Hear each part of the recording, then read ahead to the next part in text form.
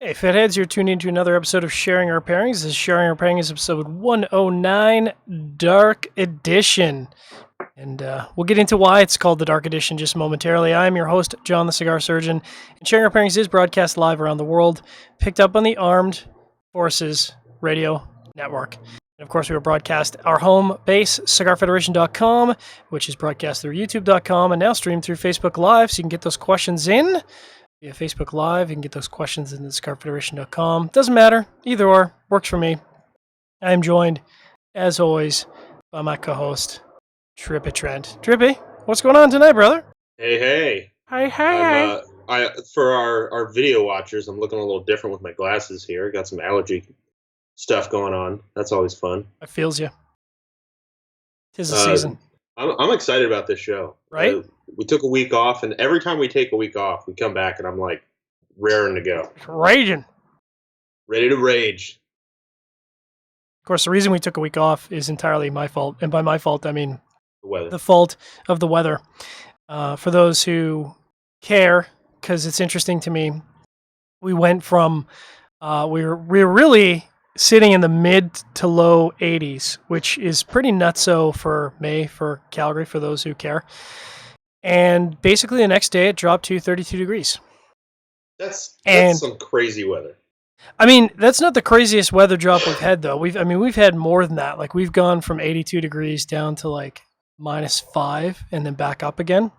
Jeez. And I would have been, I mean, you guys have seen the channel. You know I'm ready to rock. If it's 32 degrees, -10, don't matter. I'm ready to rock. Only problem is we also had wind gusts of 65 miles an hour, which is 100 kilometers an hour science.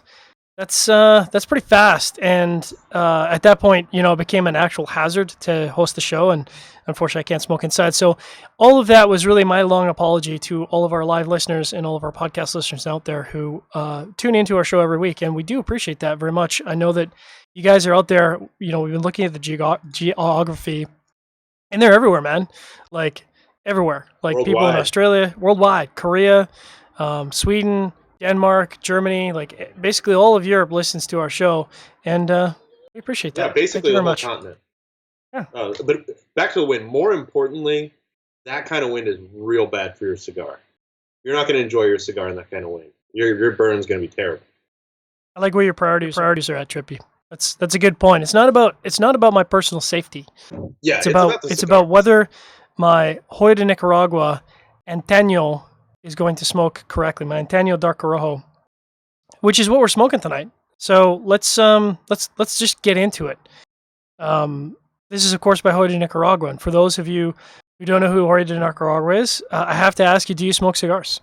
Mm-hmm. Because Joya de Nicaragua is the oldest, not one of the oldest cigar factory in Nicaragua, in Esteli, and they've seen some stuff in their time. They opened in 1968, and they've been through some good times, and they've been through some bad times. If you have the chance, if you're in Esteli, Nicaragua, which, by the way, Nicaragua is the safest Central American country. For those of you who are like, Nicaragua's so scary. People are they're gonna shoot me or no. Nicaragua is perfectly safe. Great country. If you're in Esteli, you got to do the tour. Got to do the tour of Joya de Nicaragua. Absolutely. It's fantastic. And I mean, I'm trying to remember if she retired or if she's still there. I believe they still have 3 employees who at the very least worked there from 1968 until their retirement, which was within the last 10 years. Yep. And I know in 2015 there was a woman in HR who was one of the 3 originals. I'm not sure if she's retired yet or not, because obviously if she had a job in 1968, she's getting near that good old retirement age. I mean, that's a long time to be working in a cigar factory. I work in a cigar factory for a week, and I think I'm ready to retire. You work in a cigar factory for 30 plus years. Oh yeah. You can be tired. Now, obviously, you're not going to be on the rolling floor for 30 plus years. You're going to move up in the company. Maybe you're going to take over. Maybe you're going to displace Juan Cancel. You don't know. Juan Martinez. It happens. Awkward. This is where my head's at. This is why I need this show tonight. Yeah. Sorry, Juan Martinez, who is, by the way, one of the classiest guys in the cigar industry. Just like super nice guy. He was gracious enough to give the tour to the Cigar Federation group that went down, and I think that was like my 7th or 8th tour of Hoya to Nicaragua. And people ask me, they're like, "Well, you're down in Nicaragua." Well, and by people I mean my fiance. You're down in Nicaragua like every 3 months, it seems, and you've been to this factory like 7, 8, 9 times. Doesn't it get boring? And to that I say no. It like literally never gets boring. I could do that tour 5 times a year, and I would find it every bit as interesting and every bit as fascinating and every bit as fun and enjoyable as the previous 7 times. Yeah, I completely agree. And for people who haven't been down there, who don't know what it's like to be down there and stuff, one of the most fun things about going multiple times is seeing the changes that they make. Absolutely. First of all, the changes in kind of their operation. Sometimes they're just moving people around. Sometimes they're changing like the actual way that they do rolling and stuff like that. But then the most interesting part for me and the most exciting part is going, ooh, what's that one? Ooh, what's that one? Because they've got stuff down there that's going into boxes that hasn't hit the market yet and they haven't announced yet. And so you just get a little peek behind the curtain. Secret sauce. Oh, yeah. Now, of course, they've released, because they have been around for a very long time, they've released some celebration cigars, the Cuatro Cinco, and then they re-released the Cuatro Cinco, and they did something which I really appreciate, which was they didn't take a limited cigar and re-release it. And, if you want to re-release a limited cigar, no problem. I like cigars. But they changed it up. They made it a new blend. It was no longer a Nicaraguan Puro, which Hoya de Nicaragua is really actually known for a lot of their core blends being Nicaraguan Puros, because the name of the company, they say it's the spirit of Nicaragua, and really they want to put forth the tobaccos of Nicaragua and showcase them, and I think they do it very well. And I think, right or wrong, they're really known for cigars that are very full-bodied, but that's not always the case, especially now with some of the new offerings like the Hoya, which is a very approachable cigar for everyone. And the Hoya Black, which is not, certainly by today's standards, it's not crazy. It's like medium plus maybe.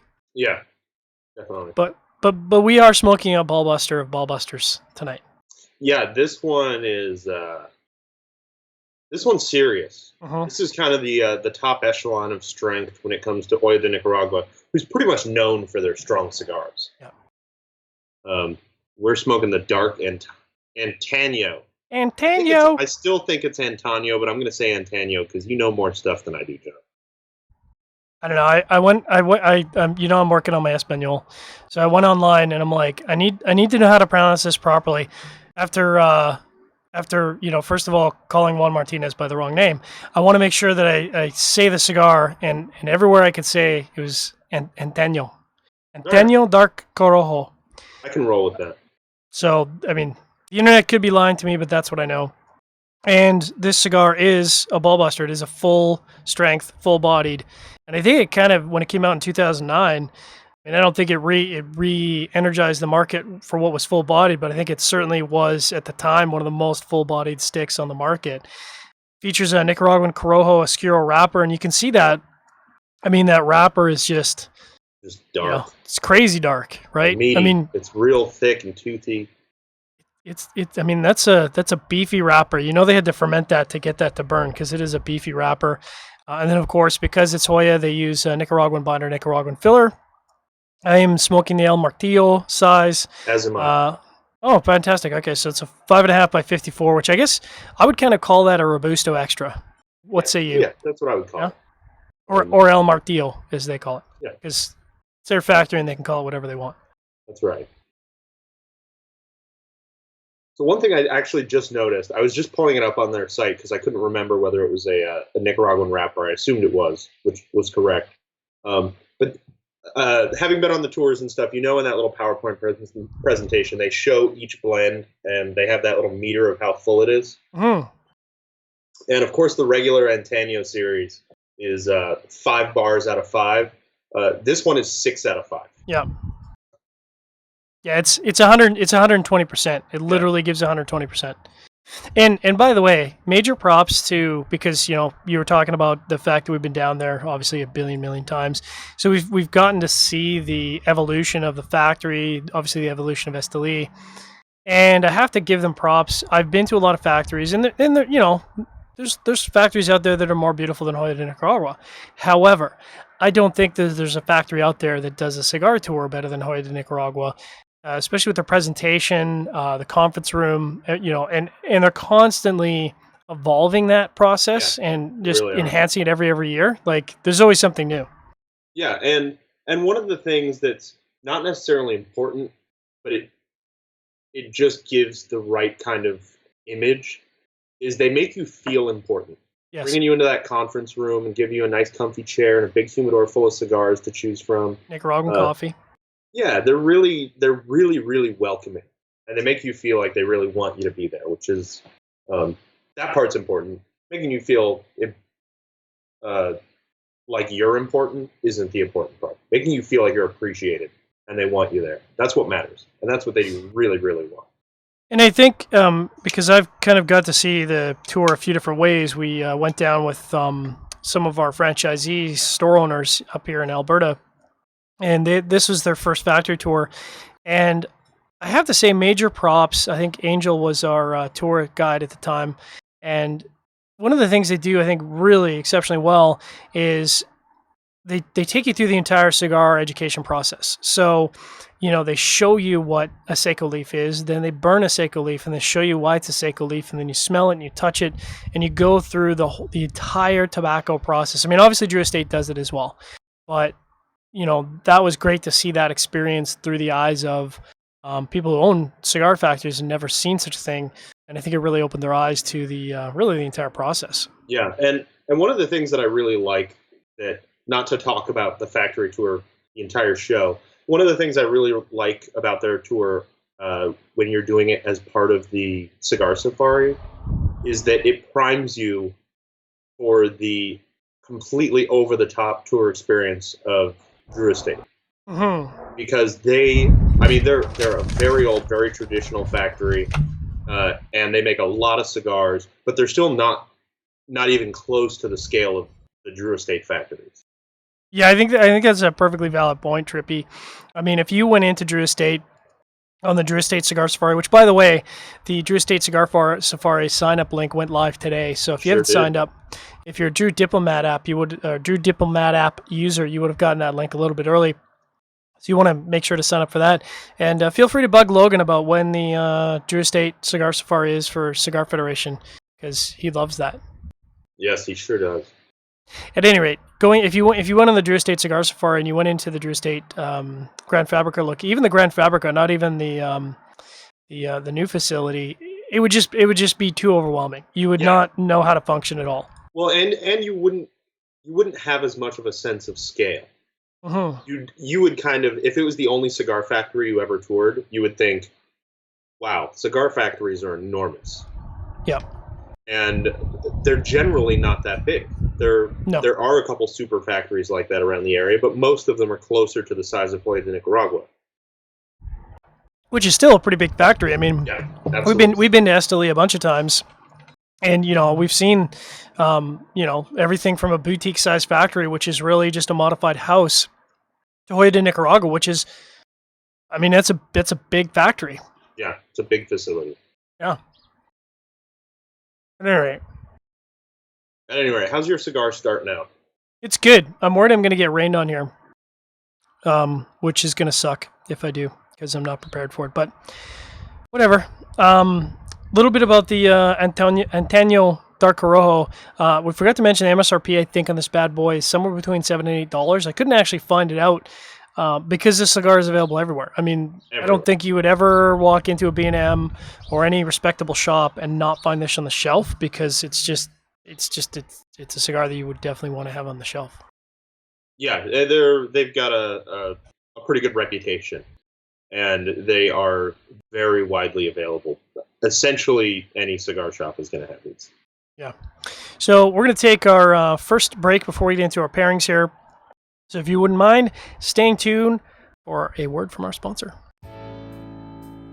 Sharing Our Pairings is brought to you by Gurkha Cigars. Gurkha Cigars, makers of the world's finest cigars. Try the 93 rated Heritage featuring a Rosado, Ecuadorian Habano wrapper, Nicaraguan binder, and Dominican, Pennsylvanian, and Nicaraguan fillers. Blended by Gurkha's blending team at American Caribbean Cigars, it is hand-rolled Nicaraguan, available in 35-count boxes. Talk to your local B&M about the Heritage today, or talk to them about other fine Gurkha cigars. Whatever your taste preferences, Gurkha has a cigar that's right for you.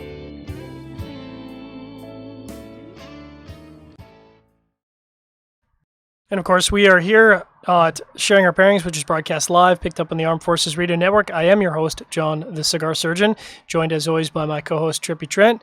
We're doing some cigar pairings tonight, and first up and only up is the Joya de Nicaragua Antano Dark Corojo, and we're going to do some pairings. And I'm chomping at the bit. I think I'm halfway down my glass already, preparing. Yeah, I've taken a couple sippies here. Been cheap. So let's just get into it. I'm going to start out with something very special to me. Something that, surprisingly, I haven't paired yet on the show. And as I listen to the sound of thunder overhead, this is a Wilson & Morgan barrel selection. And you're looking at this bottle, and you're probably thinking, I've never seen that before. And this is for good reason. This is a independent bottling. I'm going to hold up the whiskey here so everyone can get a good peek at this deliciousness. It's got that nice sort of dark golden color to it, and it tastes as good as it looks. Believe me. So this is an independent bottler, and independent bottling is a thing that's been going on in Scotland for hundreds of years, really since the beginning of Scotch whiskey. And Wilson & Morgan is owned by the Venetian family, the Rossi family. And really, they just started importing their own whiskey in 1960, and then that grew to forming Wilson and Morgan in 1980. And then they really kicked off the business for independent bottling in 1992. So essentially, what an independent bottler does is they go around to a distillery and they say, hey, can you sell us a cask so we can bottle it on our own? And the reason you would do that is because then you can make, a lot of the profit, or mark it up, or make it special, or finish it in some specific way, or many other things that you can do with this whiskey, or market in a different way. And there's a lot of independent bottlers out there. Now, Wilson & Morgan tends to be one of the much larger bottlers. So, essentially they go into a distillery and they'll say, the distillery, will say, we've got this spirit in this cask. It's been there, and it's not really to the typical profile that people expect from our distillery. And the most important thing for a distillery is consistency. So if you're known for a particular flavor profile, you don't want to go changing up your jam and coming out with this completely different flavor, because it's actually going to shock your market. You're going to have people switching off your whiskey, and really consistency is the name of the game. So what's nice is if they've got this bottle that's unusual, it's got a weird flavor, not weird's probably the wrong word, but just a flavor profile that is not typical for your distillery, this independent bottler can come along, snap it up, and bottle it as their own. So this particular bottle is from Tobermory, and it's an 18-year-old whiskey, distilled in 1994, bottled in 2013. It is bottled at cask strength. I love that cask strength jam. Oh, love yeah. It. 54.3%. And then they've finished it briefly in Pedro Jimenez sherry casks, and that's probably where some of that dark color comes from. They describe the flavor as candied orange, dried raisins, and a slightly buttery sweetness. I'd say all of that is bang on, with a little bit of sherry spiciness. And a little bit about Tobermory, who was formerly known as Lecheg, and they were founded in 1798. And they're kind of an oddity, because they're located by themselves in the island of Mull. Island of Mull is off the west coast of Scotland, just north of Islay and the Isle of Jura. And it kind of seems like a small island to me, but it's listed as the fourth largest island in the United Kingdom. So it can't be that small. But there's only about 2,800 people on the island. So I don't know if that, to me that seems really small, but Scottish standards apparently quite big. The distillery itself uses a private loch as their water source, and they have 4 wash stills and 4 spirit stills. So they've been consistently growing production year over year. And curiously, they're considered a Highlands distillery. Interesting. Yeah. Even though they're out on an island? Mm-hmm.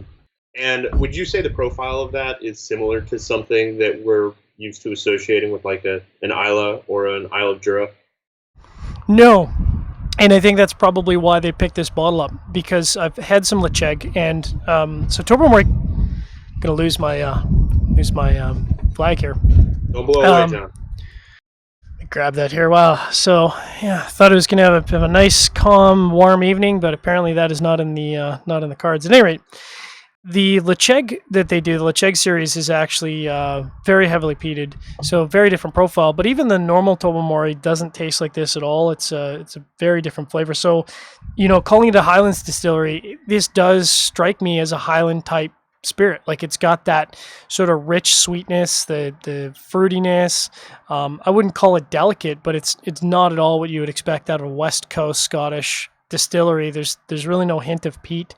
In fact, I'm pretty confident that this is unpeated barley. But it smells like it's like orange rind meets spicy sherry. It's really how I would describe it. It kind of tastes very similar. Yeah, that sounds good. She good. What do you got? And so my first is an oldie but a goodie. Oh yeah, Oban 14. I've featured this a couple of times because I just love it. I can't get enough. If you don't know about Oban, it's actually a Highland distillery, but their style is a little closer to the Isla style with a little bit of that, I don't know, iodine-y, seaweedy kind of smoky flavors, because they do use peated barley, though not to the extent of most of the Isla distilleries that we're used to. It's on the west coast of the Highlands. Founded in 1794, as I've talked about before, it was actually built prior to the town of Oban, which is now where it is. It's in the middle of the town, even though the town was kind of built around it. They make a mere 670,000 liters, or 177,000 freedom gallons, using only 2 stills. So they're pretty small. It's very small production. They don't even have a website. As far as I can tell, they just make scotch and send it over here. Don't get time for the internet. It's too busy making whiskey. Yeah. And this is the 14-year expression that comes in at 43% alcohol or 86 proof. So it's a little higher than the average, but not really outside the realm of watered down cut whiskey. It's certainly not cask strength. It is good. I mean, Oban is that's one of those whiskeys that kind of got me on the path to what we're going to be pairing later in this evening, which is a very heavily peated whiskey, because it's got that delightful smoke quality. It's a very pleasant campfire smoke. It's not that what I think is delicious, but like burning tar, road tar, burning tires. But that's not for everybody. I mean, so if you're one of those people who's tried like Lafroig, Talisker, Ardbeg, and you just can't handle it because it's just so overpoweringly smoky and charry, try Oban if you can, because it's really a couple of steps down in terms of smokiness, but it's still got some of the same qualities. Yeah, absolutely. I would completely agree with that. Getting back to the cigar for a quick second before I talk about the pairing here. It's interesting how much my my palate has changed over the years, because I can remember a time where this cigar was just, I used to call this my morning cigar in Nicaragua. So I'd have one of these with a coffee, and I would just be ready for the day because it would just supercharge me. And I find that the spices, which used to be like, I would used to classify this as extremely spicy, and now I find the spices to be quite balanced, and there's just this overwhelming amount of creaminess from the cigar.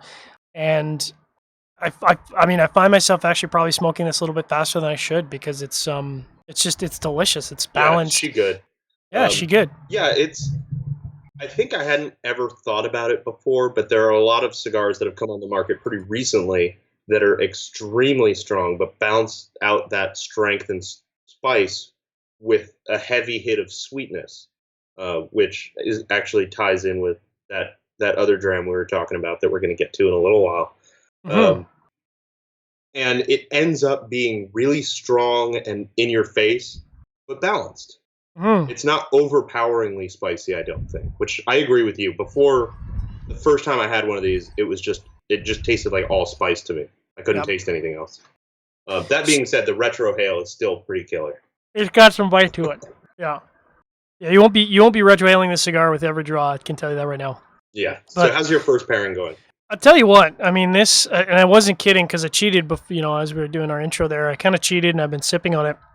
And if we just stop the show right now, and I just continue finishing this cigar, and finish this 18-year-old from Wilson and Morgan, I mean, it's a 100% pairing. It's a 10 out of 10, 5 out of 7. It's a perfect pairing. I think the whiskey stands up in strength and body to this cigar perfectly without running over the cigar. The cigar's not running over the whiskey. So I do get a lot of that orange, and it's not when I talk about orange is such a wide range of flavor because you can have like that bitter orange that like with like the orange rind. I mean, that's good in certain times, but in a whiskey, I'm not really a fan. So really, all I'm getting is that orange core component without any of that the more bitterness or sourness. Flavors, the less bitter, sour flavors. Yeah, exactly. And then it's got a really oily mouthfeel, so it's quite satisfying. Kind of like when we talk about a cigar that's got really lots of smoke, and then it's got just a little bit of sherry spices underneath that to anchor it all together. And it does great with this cigar because again, this cigar could easily run over a lot of beverages, and I find that it really pulls the creaminess out of the cigar a lot. Like I'm getting a lot of creaminess out of the cigar, which is probably why I'm smoking a little bit faster than I should. How is your first pairing? I'm kind of right there with you. It is fantastic. We could stop this right now and call it a short pour edition. I think we'd both be right. I find the Oban starts off really sweet and then has a smoky kind of medicinal finish. And I think that goes really well with the cigar. The sweetness kind of brings out some of the spicy and more savory flavors in the cigar. And then the smoky finish kind of prepares my palate for the next draw on the cigar, which is perfect.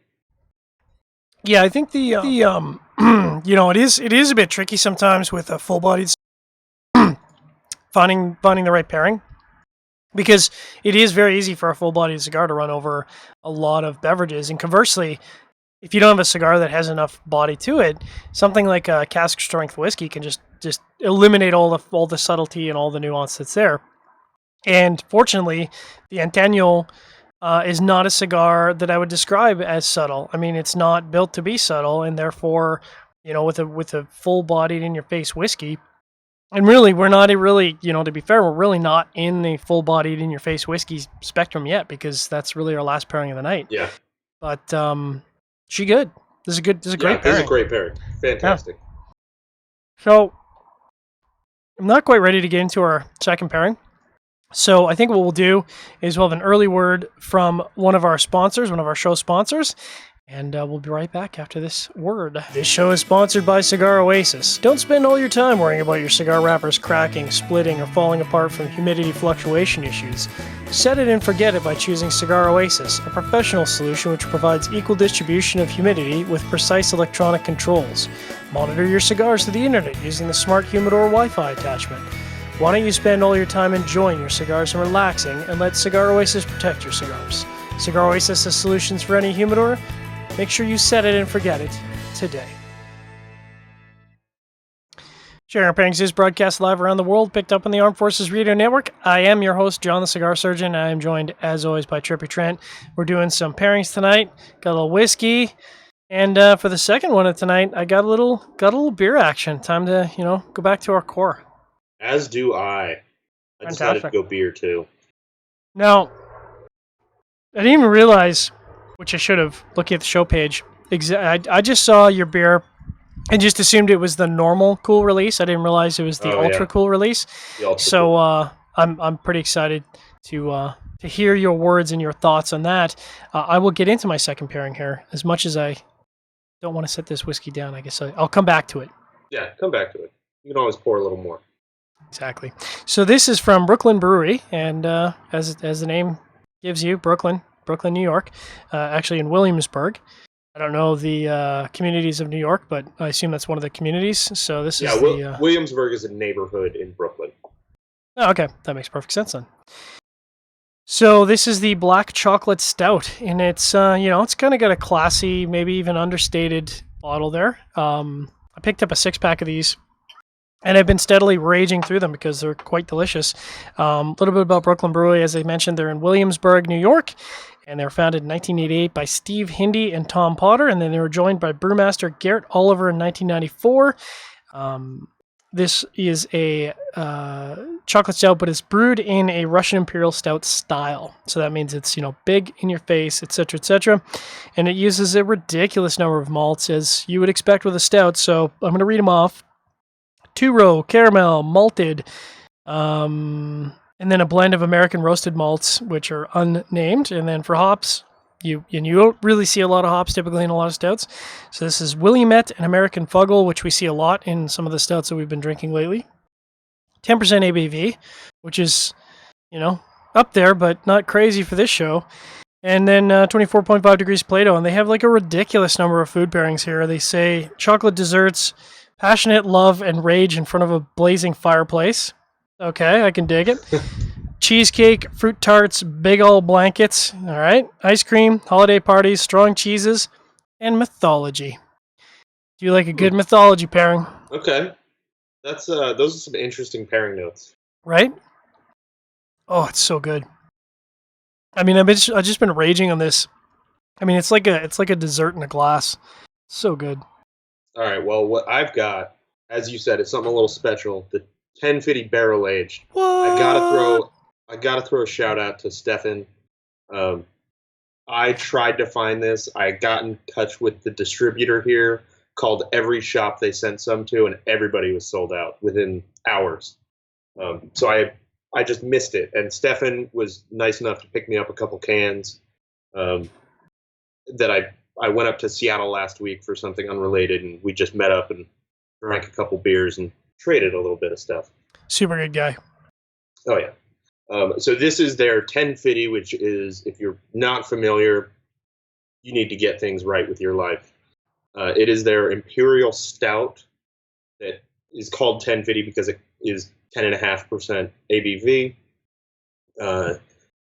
Again, it's a seasonal Imperial Stout, so you can really only buy it like I think it's between maybe October and December or so is when I usually see it around. And generally, I don't have too hard of a time finding the regular stout. But again, this was impossible. And it comes in what they call a stovepipe can. This is the first one I've ever seen.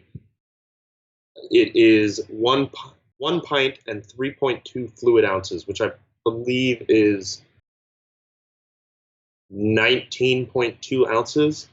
So this is a decent amount of beer at 12.9%. Woo! Yeah, it's I don't know if I'm going to finish the whole thing tonight. I might have to seal it up and try to see if it survives until tomorrow, but we'll see. Copy that.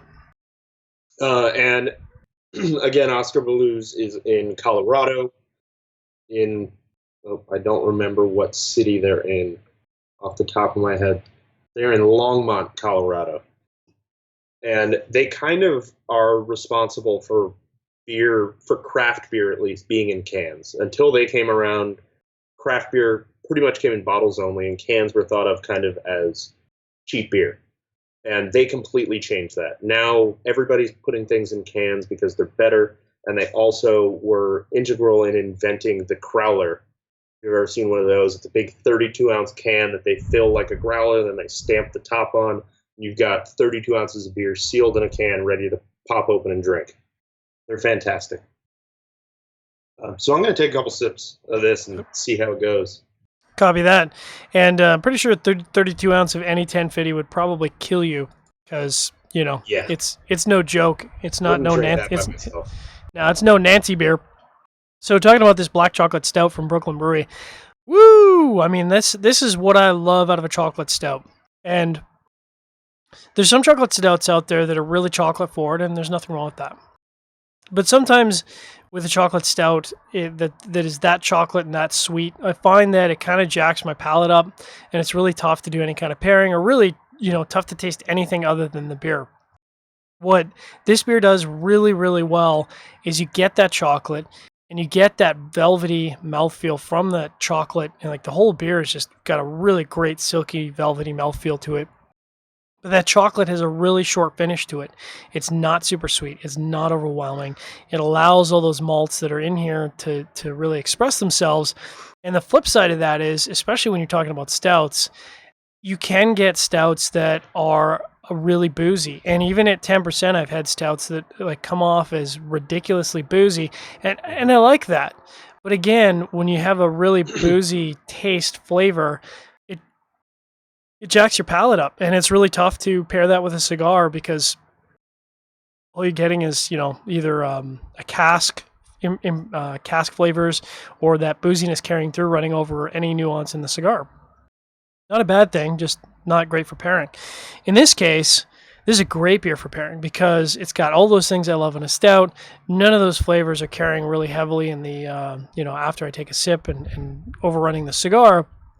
And it leaves me fresh to have a couple draws of cigar, come back to the stout, come back to the cigar, go back and forth, go back and forth. What's your initial impressions, Trippy, of that barrel-aged 1050?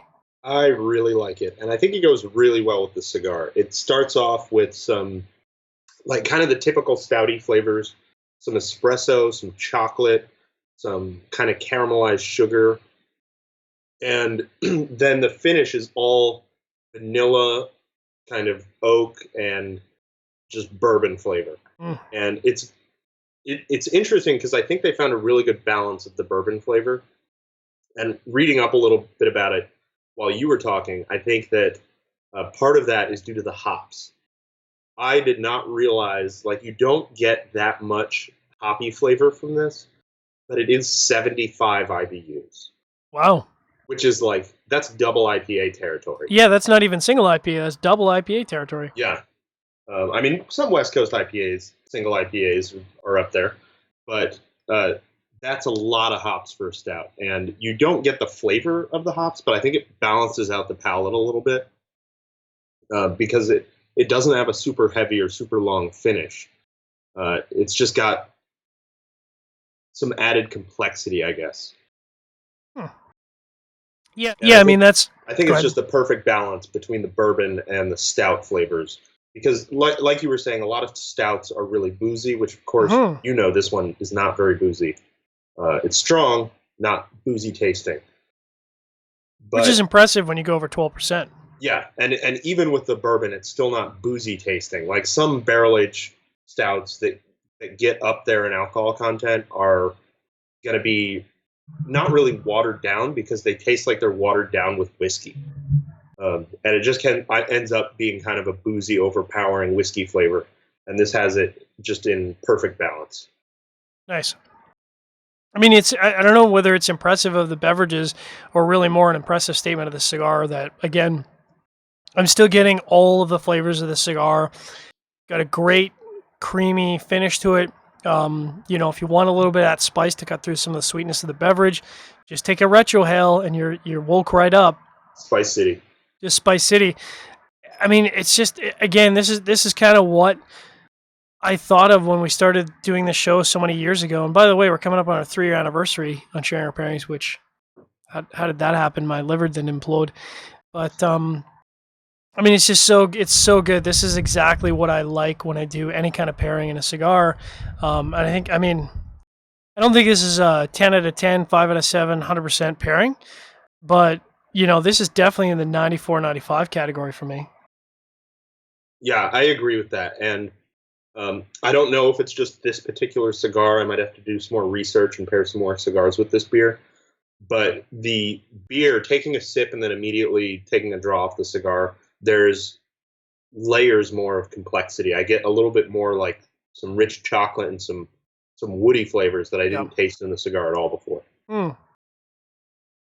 Yeah, and it's, like I said, it's amazing that some of those more subtle nuances from what is a 6 out of 5 for body cigar are not being run over by these spirits, because the beer and the whiskey, I mean, these are not subtle beverages. These are very strong beverages.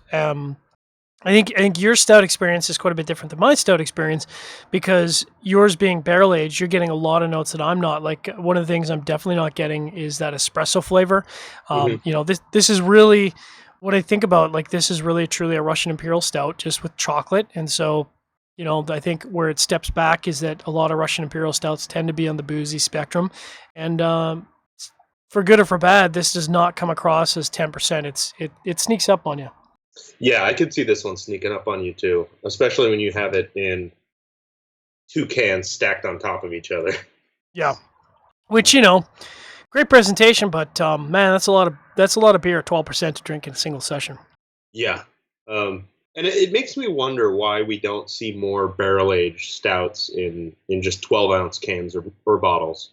They Yeah, seem to always double up when it's barrel aged. which doesn't make a lot of sense because you're dealing with something that's higher ABV. So you don't. I mean, you Yeah. really don't want to be drinking a 20-ounce. I mean, maybe people do. I don't want to be drinking a 20-ounce, 12% plus ABV stout because I'm going to be completely gooned by the end of that. I mean, ideally, I'm looking at 10 or 12 ounces, and that'll do me. Like, that's I'm tapping out at the last sip of that because that's kind of perfect. That's this is Hmm. not it's not a sessionable ale. You're not pounding back these things. Well, Mike Harvey on Facebook says, but you can't have too much beer. Well, But I mean, for me, I'm a when the guy with a tiny stomach. I feel like I reach my limit very quickly when it yeah comes to beer. yeah I do too. Actually, I find that the beer is self regulating for me because I just can't drink too much beer because, like, same thing, my stomach just gets full, especially with stouts. Stouts are very Yeah. filling. I just find that I just can't drink stout over stout, and I don't want to drink stout over stout. My goal is to drink the beverage and enjoy the flavor, not to get drunk. If I want to get drunk, I'll just break out some cheap whiskey. Yeah, You know, exactly. cost effective. Speaking of the audience members, do you have any other questions, comments, or feedback on You the have a Facebook? couple that I didn't get to interject with before. Nav Brar says he loves that beer. Uh, Aging Potential 2, talking about yours. Nav loves his Japanese whiskey as well. Oh. Um, and Jason Savka, I feel like I've heard this group name before somewhere. He says the Canadian cigar enthusiasts are joining tonight. Check them out on Facebook. I mean, I'm sporting the shirt. I got, I Yeah, got, I exactly. got the shirt. It's, I think it's one of the biggest, maybe the biggest cigar group in Canada. It's a Facebook group. There's people all across Canada. Being good Canadians, we bust balls now and again, but it's all good times. And Jason is one of the people in Alberta who is known to have visited almost all of our 16 locations throughout Alberta. Which, when you consider Ah, how big Alberta is, north to south, it's as wide as, like, north to south is taller than Texas is wide.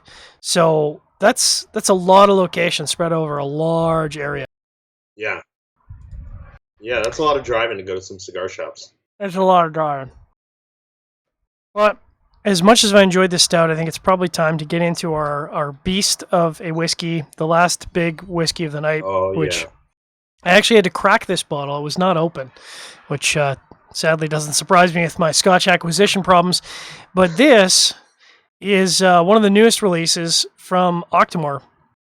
And for those who aren't aware of Octomore, Octomore is basically a experiment that started when whiskey distilleries or whiskey distiller at Bruichladdich, they just wanted to see how peated they can make a whiskey, and they just wanted to see what the limit was. Turns out there really isn't a limit. They haven't found it yet.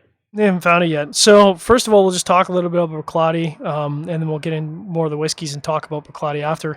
But we featured them many times in the show before because they make delicious whiskeys. They are an Islay distillery. They use the spring at Octomore Farm as a water source. They were founded way back in 1881.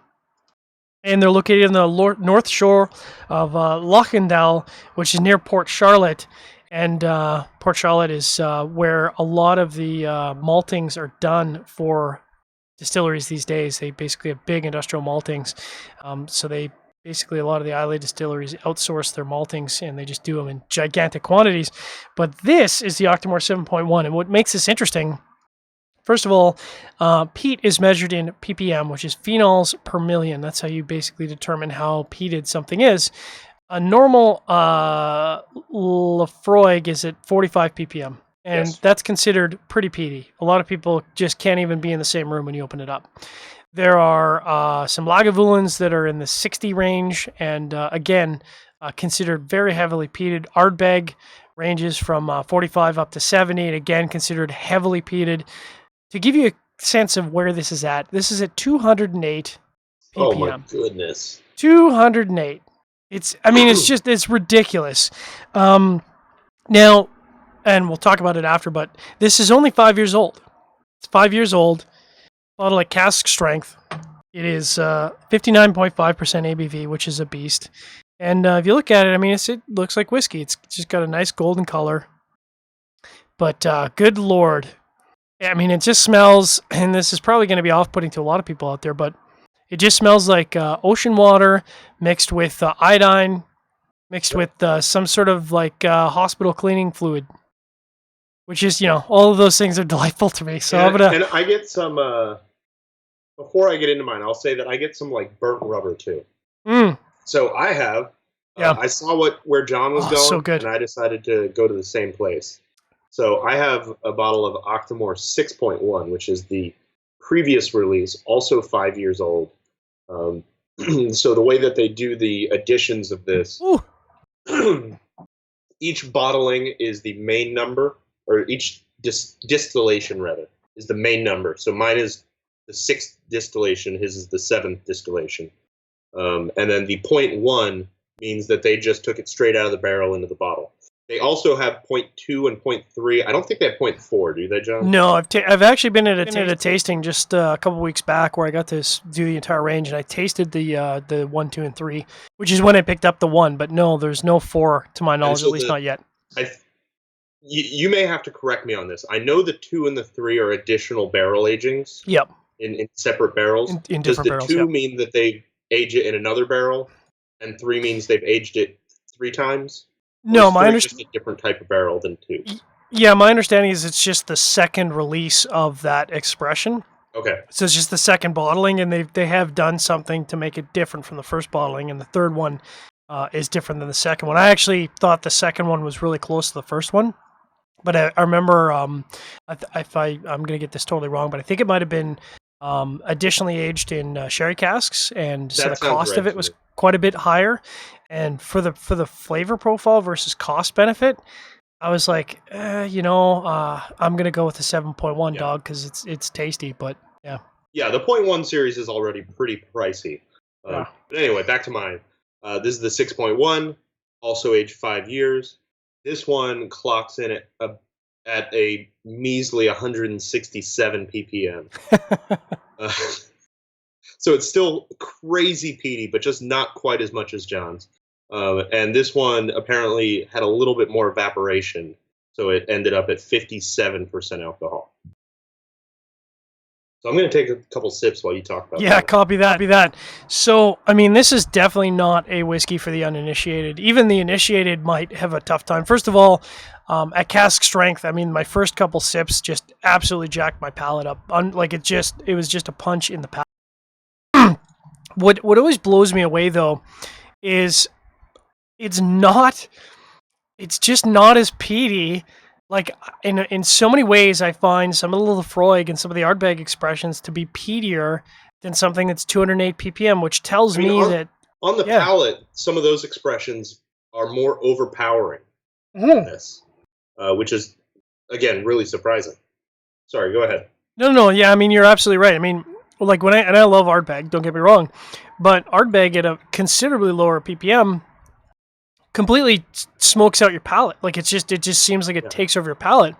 And yes, I after my palate recovers from the 59.5% bruising here, I do get that smokiness. I do get that, there's it is like a road tar flavor, but it's remarkably subtle. Like it's amazing that a 208 ppm whiskey can not only be drinkable but enjoyable. And the peat is I would absolutely the Ardbeg I would consider to be far more peat forward than this.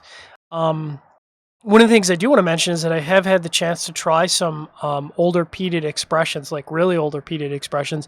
And I think part of the reason why the Octomore does so well is because it's a young whiskey. When you basically when you sit a whiskey in a bottle or in a cask, pardon me, the peat influence on that distillate just continues to fall away.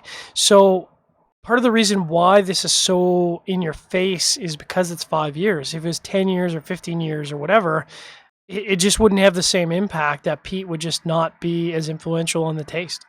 Yeah, I completely agree. I mean, 5 years is pretty young, Yeah. particularly for this kind of price range. You don't find a lot of 5 year aged scotches over $100. And I feel so to my palate at least. So there's a ton of heat on the palate at first when you take the first couple sips, but then you get an initial kind of blast of sweetness. Yes, and that's where I think the similarity with the cigar is that they're much like the cigar balances out the spice with the sweet and the strength with the sweet. This whiskey balances out that peatiness with sweetness. Yeah. And it doesn't end up tasting overly sweet. I feel like if it wasn't peated and you took a sip, it would taste like sugarcane or something. Yeah. But it ends up being remarkably balanced. Now, what's interesting is I've had whiskeys up to 64.5% ABV, and I have to say, at 59.5%, this is definitely one of the this is a whiskey where I would say you might want to add a little bit of water to it because it's a heater. It's just, I mean, it's just like you said it, like it just blasts your palate, and it's got this huge finish in your throat, and it's really like I can't take sip after sip because it takes like a minute or two for my palate to acclimate. Now, interestingly enough, as big as this whiskey is, I'm still getting that creaminess out of the cigar, and when I take a retrohale, I still get like a really nice amount of punishing spice, which is interesting because it does cut through that sweetness from the whiskey. I think it could be the evolution of smoking the cigar, but I think it's more the whiskey. I actually get more creaminess after drinking the Octomore. I mean, it is remarkable on a cigar that is considered this full-bodied, how approachable it is. At least if you're used to smoking full-bodied cigars, I think this is. If you're not used to smoking full-bodied cigars, this might kill you. Yeah, I could definitely see some nicotine sickness for somebody who's used to, some macanudos. Yeah, macanudo. I think the only thing is here with this Octomore, and it's delicious, I think that high ABV is a little off-putting for the pairing. I think so.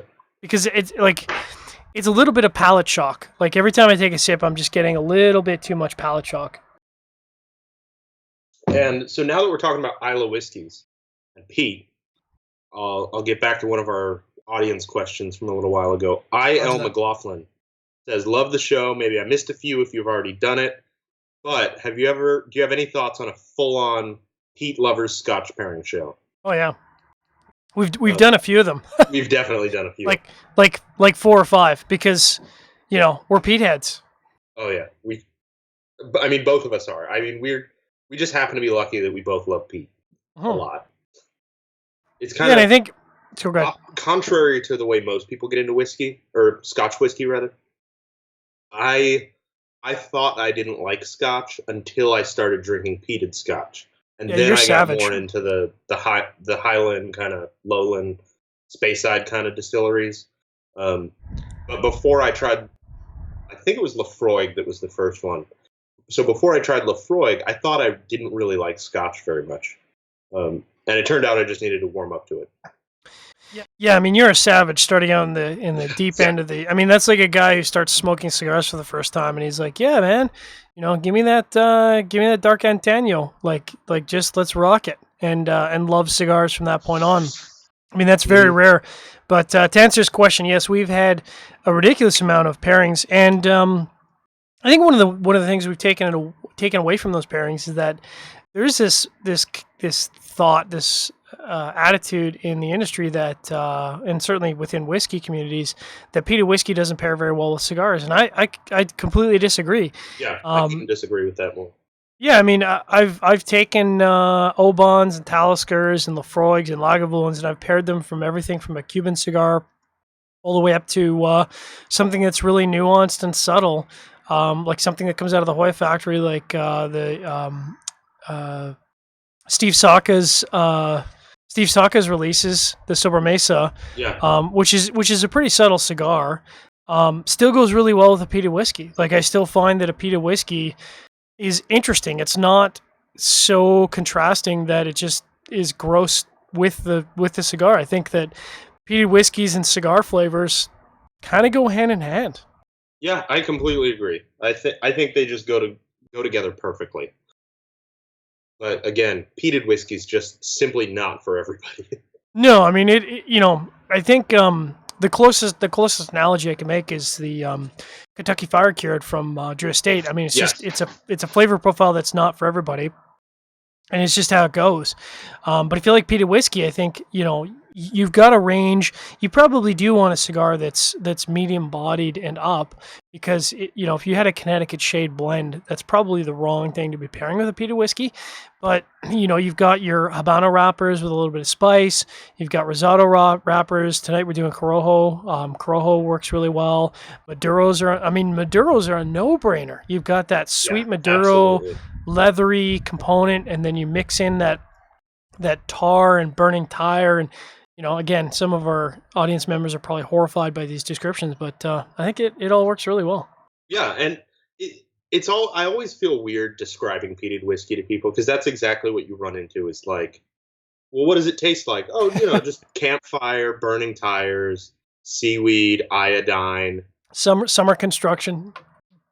Yeah, and people are just kind of off put by that. But once you kind of wrap your head around the flavors, you kind of get it. It's those. It reminds you of those things, but in a pleasant way. Yeah, in a good way. I mean, until you get it, you really can't. I don't think until you get it, you can't get it. Yeah, exactly. So going back and recapping our pairings of the night, Trippy. First pairing of the night, I did the 18-year-old Wilson & Morgan barrel selection from Tobermory. To me, that was the pairing of the night, and possibly one of the better pairings I've done in the last month or two. For me, that was a perfect 5 out of 7 pairing. What about your first pairing? My first pairing, Oban, just a perfect pairing. I mean, just perfect.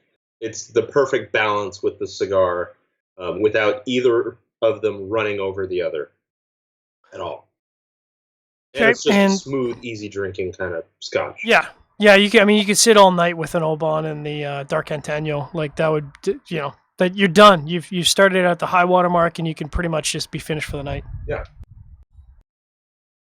Talking about that beer, really good pairing. No question, the cigar pairs really well with stouts, and I think we could do an entire stout show with this cigar easily. To me, great pairing, not a perfect pairing, but this is a great, maybe even doesn't describe it. It's an exceptional pairing. This cigar does really well with stouts. I'd probably rate it a 94, 95. I mean, I'm right. I feel like I'm piggybacking, but I'm right there with you. I mean, it's a different kind of beer from yours, but it just goes so well with the cigar that I mean, I don't know if I've had another beer that would go that well with the Dark Antano. And the last pairing of the night, which is really good, it's a really good whiskey, and it's a good pairing, but I think there's aspects of this Octomore that, and I don't think it's the Dark Antano. I think it's just that this whiskey is not a great choice for pairing with cigars, because it's just a little too over the top for cigars. So I would kind of rate this last pairing maybe an 87, 88. Yeah, and again, I really kind of agree with that sentiment. Octomore is an unbelievably good peated whiskey. Mm-hmm. I just don't think I've had a cigar that it goes really well with. No. Every time I've paired it, it's been a fantastic whiskey, but it just doesn't meld well with the cigar. It doesn't overrun it at all, or at least not too much, but you just don't end up with a great pairing where you want to go back and forth and back and forth. Exactly. So for those who are tuning in live, make sure to stick around for our After Dark segment. We'll be doing a little bit of chitty chat after the Armed Forces Radio Network segment. But I do want to thank all our Armed Forces Radio Network listeners who are out there in droves, stationed around the world, men and women.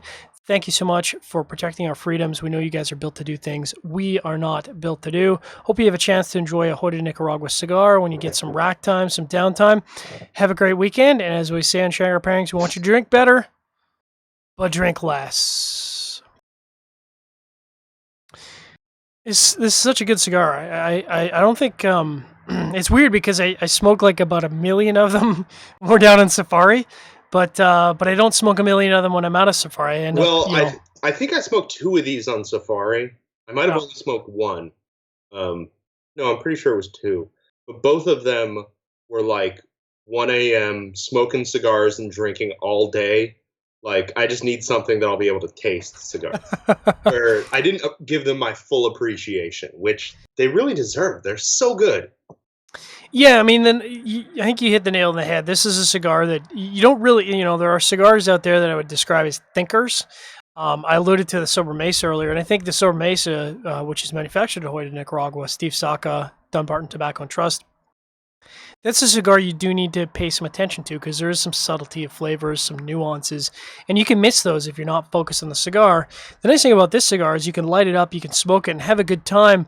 You don't have to be focused entirely on the cigar to enjoy it. And we've certainly smoked our fair share of them first thing in the morning, and as you say, 1 in the morning when we're enjoying some Florida Kenya. Florida Kenya and Hoya de Nicaragua cigars are kind of a perfect pairing. All the time. I was gonna go Hoya de Nicaragua, or Florida Caña, but I've had it on the show a lot recently, and it's kind of cheating with this cigar. It's become too easy. Like, to me, Florida Caña with the Nicaraguan cigars is like coffee and Nicaraguan cigars. It's we're not pushing the envelope at all. Like, they go great. There's no, like, you can pair any cigars from Nicaragua with coffee from Nicaragua or coffee in general. And you compare Florida Caña with all those Nicaraguan tobaccos because they go so well together. And whether it's a 12 or an 18 or a 21 or 25, whatever you're pairing, it's good. Yeah, it's going to be good with a Nicaraguan cigar, almost across the board. So since we're in the After Dark segment, and we're just kind of, shooting the shit, as it were, I want to talk about my dash cam experience. Yeah. So... for those who've been following me on Facebook, I recently picked up a dash cam. It's really a defensive maneuver. What happened because for those who aren't aware, I have a fairly long 45-minute commute into our central headquarters of Cheap Smokes and Cigars Canada, which is located in Airdrie. I'm located in Calgary. It's a bit of a drive. And on my drive to work and on my drive home from work, I've encountered an increasing number of ridiculousness on the roads. Even so far as like the other day, I went from my house down to the supermarket, which is literally 4 blocks away. And even at the 4-way stop, just ridiculous driver behavior.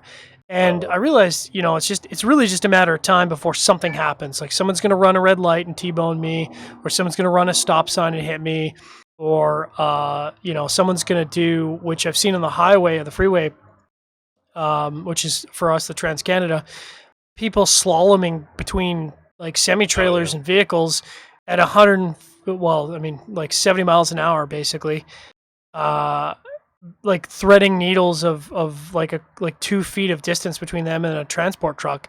And it's like, eventually your luck's going to run out and I'm going to get dragged into this giant accident. And I realized that I don't want it to be a he said, she said situation. I want to be able to, cover my ass, so to speak. Yeah, I completely understand. I actually had a terrifying experience last week. So, like I said, I went up to Seattle. My wife had to get her passport renewed. So we drove up to Seattle to go to the nearest passport office to do that. And on the way back, we're driving back, and I'm still not sure exactly what happened. I heard a loud bang, and I looked over, and this car it looked like their back passenger side tire like exploded or something, because the car just bucked up like that and then went back down and then kind of slid sideways.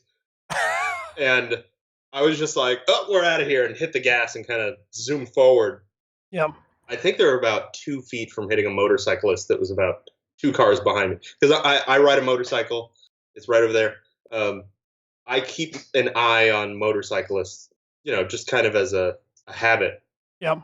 And this guy almost got clobbered. Like, he Wow. slammed on his brakes and just went off into the shoulder and then came back in and just barely missed this thing. And I'm not sure how much damage was actually done, but it was kind of scary. And if I was behind them, I wouldn't want to have been part of the pileup without a dash cam. Yeah, and I mean, and I mean, like, I don't mean to put forward that I'm some kind of perfect driver, because I'm not a perfect driver. I make mistakes. I try to learn from those mistakes. But the amount of times, so basically where I'd gone to, the long story, last week, in a 24-hour period, I had 4 close calls with people doing just like ridiculous stuff that would result in a massive car accident at very high speeds.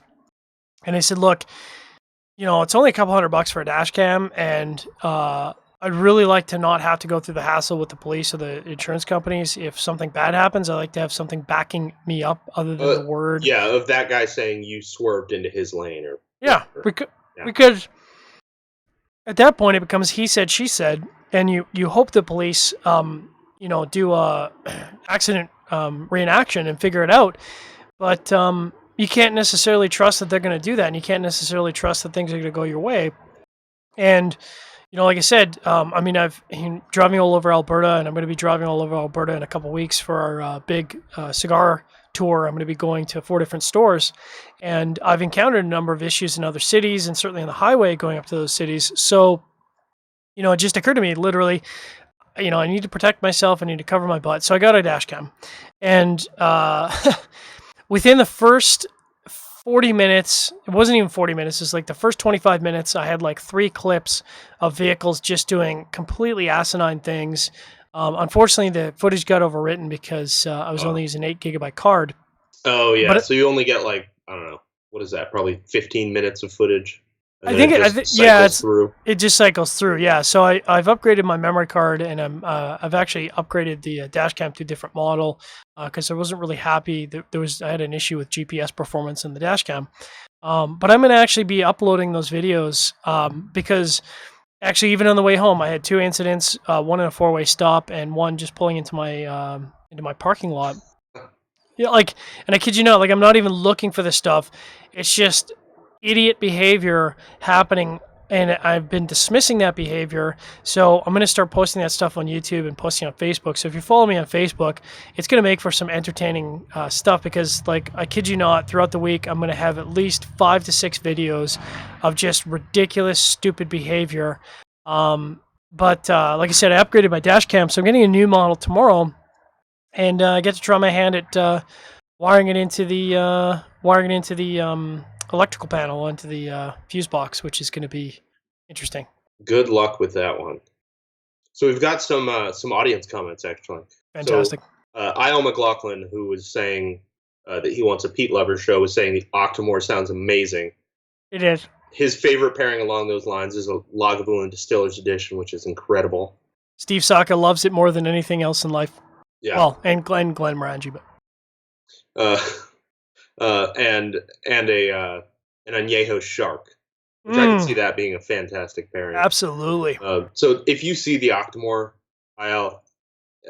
pick it up. I mean, it's spectacular. It's pricey, but in my opinion, it's totally worth what you're going to pay. Yeah. I mean, the thing is, part of the reason it's pricey, it's it goes off, if you see it on the shelf, like this 7.1, I don't even think it's on the shelf anymore. I picked it up, and I think within a 30-day period, they were gone. They were gone across all the shops, because people who like the Octomore statements snap them up, and they are a limited bottle. It is a limited production run, a true limited edition. Yeah. So if you don't get the 7.1, 7.2, 7.3, you're going to have to wait around for the 8.1, which I don't even know. I mean, maybe it's going to be 2 or 3 months, but it's going to be a different expression, because every single one of those Octomore expressions has been quite a bit different. Yeah, the main number, the 6, the 7, the 5, the 4, they're completely different from each other. Mm-hmm. I mean, they're all heavily peated, but they're definitely going to have a different characteristic. Yep. And So then Go Mike ahead. Harvey just wants to know if we have any age on these Antonios. I do not. I got this one from the factory in March, so this one's probably 6 months old, maybe 8 months at the most.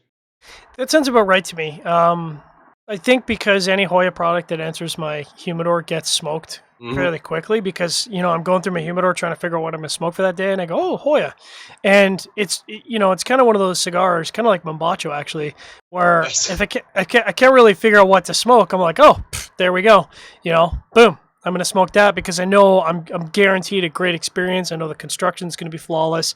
It's a piece of cake. Now, I don't know if he's asking that because there's I'm gonna get up on my soapbox here.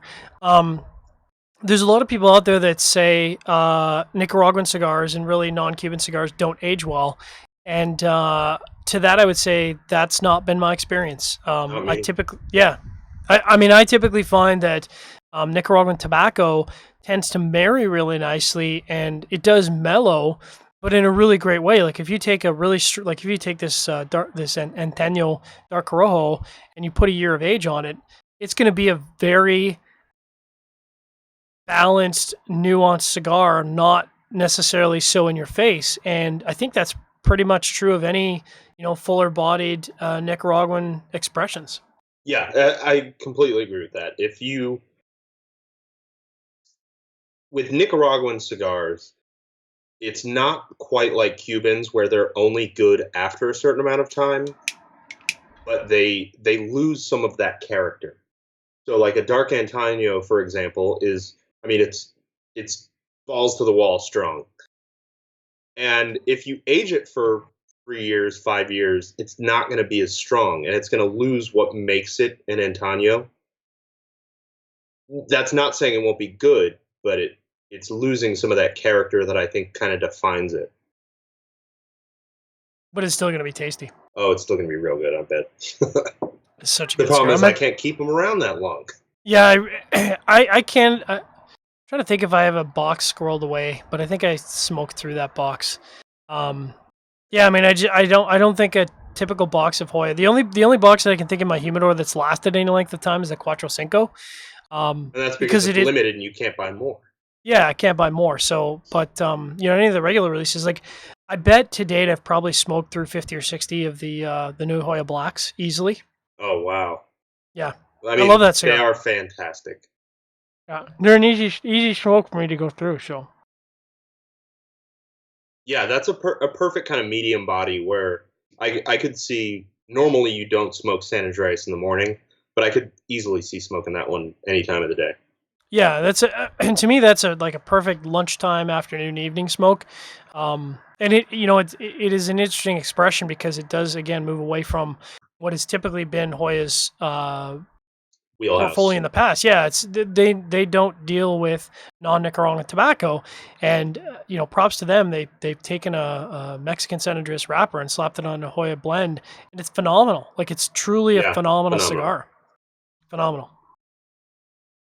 So we have some interesting shows coming up, potentially. I will not be around for Cigar Chat tomorrow. I'm going to a concert. Yeah, that's all I'm going to say. I'm going to a concert tomorrow. It's going to be a lot of fun. Is it Britney Spears? Fiance. Since you're not willing to say? Okay. No, it's John Mulaney.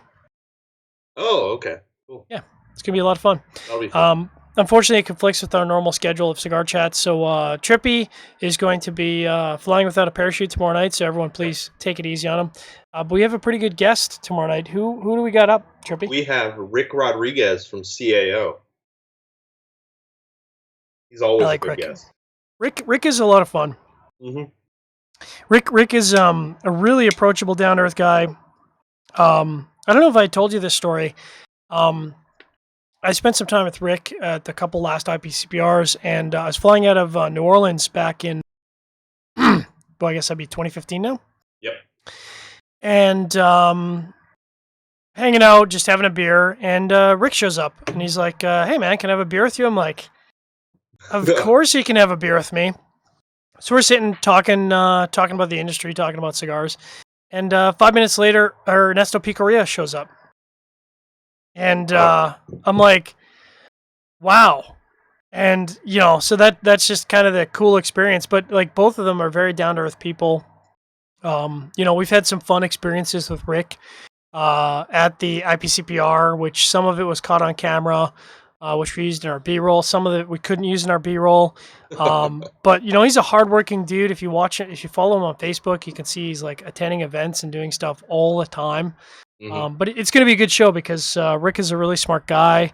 I know his CAO Polone series that he created was a phenomenal cigar, and I don't think it got enough love on the blogosphere / internet that it should have. I feel like that was an underrated cigar.